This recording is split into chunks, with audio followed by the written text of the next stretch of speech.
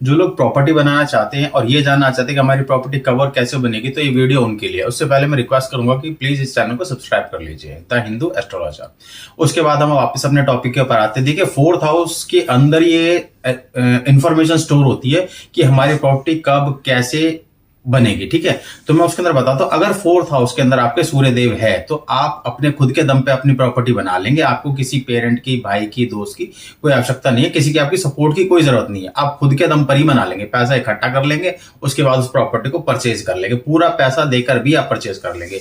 लेकिन अगर वहां पर सूर्य देव की जगह चंद्रदेव हुए तो आप प्रॉपर्टी इस प्रकार नहीं खरीद पाएंगे। आपको बैंक से लोन लेना ही पड़ेगा। लोन लेके लेकिन आप प्रॉपर्टी बना लेंगे, भले वो कितनी भी बड़ी हो। जितना ज्यादा बड़ा आप लोन लेंगे, आपकी इनकम भी उसी हिसाब से बढ़ती चली जाएगी। चंद्रमा फोर्थ हाउस के अंदर इतना स्ट्रांग होता है।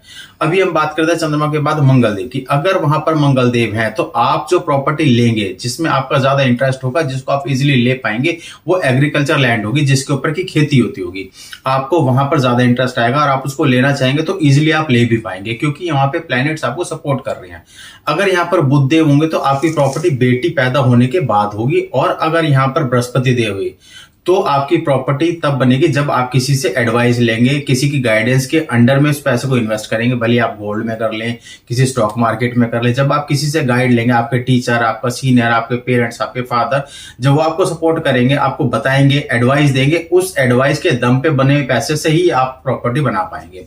उसके बाद बात करते हैं शुक्र की। शुक्र देव अगर आपके फोर्थ हाउस के अंदर बैठे हुए हैं तो आपकी प्रॉपर्टी तभी बनेगी जब आपकी शादी हो जाएगी।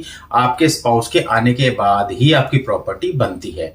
अगर वहां पे शनिदेव है तो आप बिल्कुल बेफिक्र हो जाइए, आपकी प्रॉपर्टी बनेगी और बहुत बनेगी। मिनिमम 3 की गारंटी होती ही है फोर्थ हाउस के अंदर अगर शनिदेव बैठे हो तो। अगर राहु है तो राहु भी आपको प्रॉपर्टी बना देता है, लेकिन उस प्रॉपर्टी के ऊपर आप ट्रेड करते हैं। यानी कि आपने प्रॉपर्टी खरीद ली, उसके बाद उसी प्रॉपर्टी का आपने लोन ले लिया या उसके ऊपर इन्वेस्टमेंट कर दी। ये राहु इस प्रकार से कराता है, उसी प्रॉपर्टी के ऊपर आपके पैसे को रोटेट कराता है और मल्टीप्लाई कराता है। लेकिन अगर आपके केतु है तो जैसे ही आप उस अमाउंट तक पहुंचेंगे कि आपको प्रॉपर्टी लेनी है, वो पैसा वापस बैक साइड में आ जाएगा। आपका पैसा कहीं और इन्वेस्ट हो जाएगा या खर्च हो जाएगा। आप उस प्रॉपर्टी को ले नहीं पाएंगे अगर केतु वहां पे है। तो उसके लिए हम यही कहते हैं कि आप अपने फैमिली मेंबर या जैसे वाइफ है या पेरेंट्स हैं या बच्चे हैं, उनमें से किसी के नाम पर आप उस प्रॉपर्टी को परचेज कर सकते हैं।